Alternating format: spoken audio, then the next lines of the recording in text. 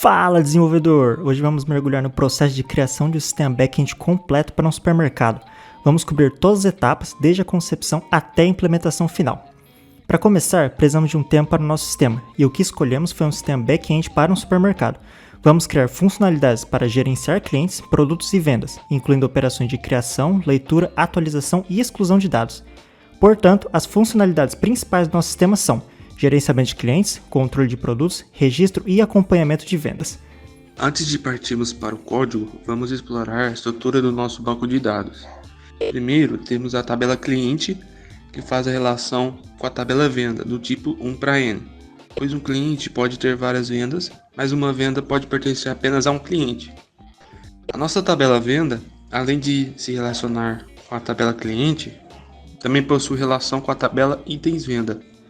Uma vez que a venda de um cliente pode possuir vários produtos, estruturando o banco dessa forma, conseguimos organizar melhor quais itens uma venda possui. Por fim, a tabela itens venda e produtos também realizam uma relação, pois precisamos puxar os produtos de algum lugar. Assim, essa estrutura nos permite rastrear eficientemente as compras dos clientes e o movimento dos produtos. Agora vamos definir os modelos para nossas entidades. A ideia aqui é bastante simples. Precisamos criar um esquema do Mongoose, passando os campos e o tipo de dado que cada campo irá receber.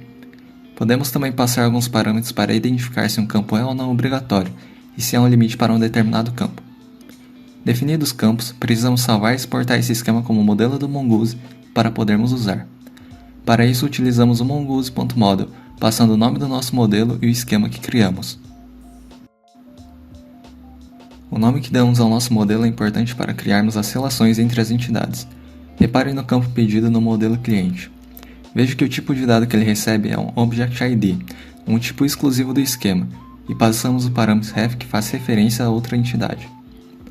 No caso do cliente, o ID da venda não é uma informação obrigatória.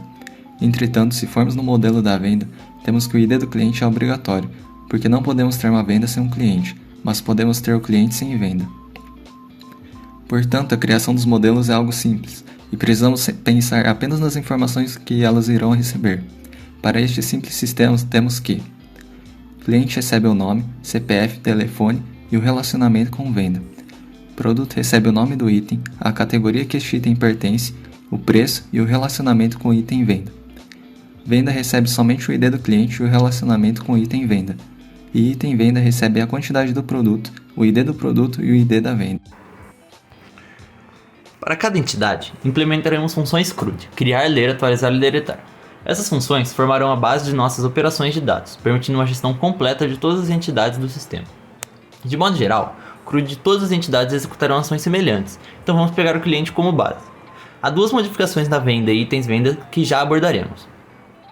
Para criar um novo registro no nosso banco, utilizamos o nosso modelo para termos uma base de como criar o nosso objeto.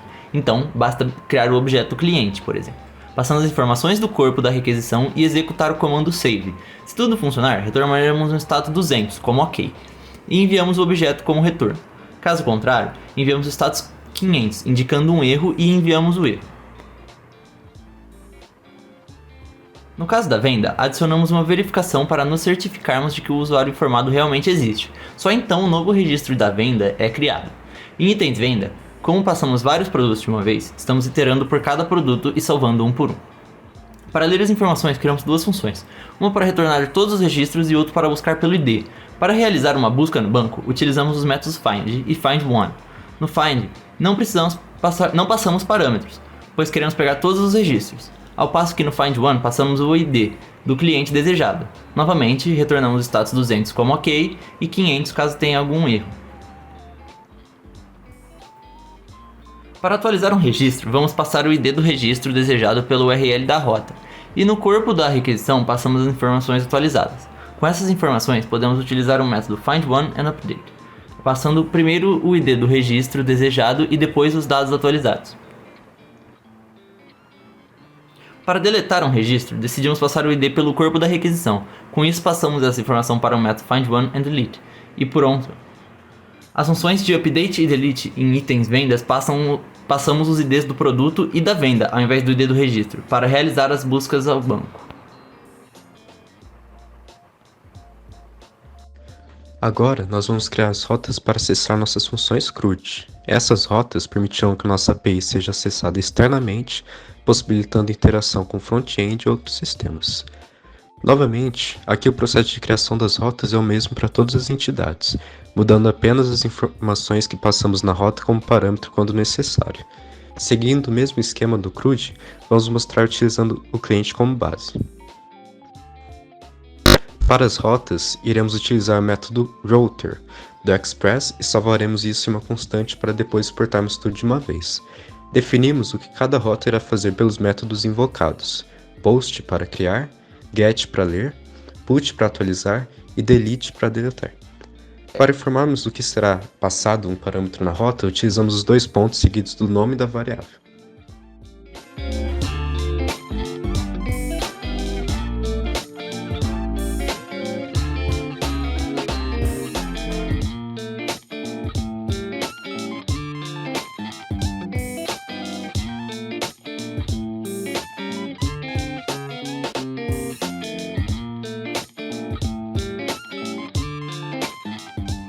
Por fim, vamos configurar nosso arquivo index.js.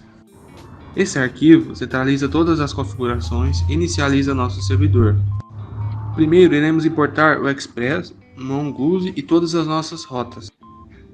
Aí a gente inicializa o Express em uma variável na linha 9 e realizaremos a conexão com o banco passando a URL do banco nas linhas 10, 11 e 13.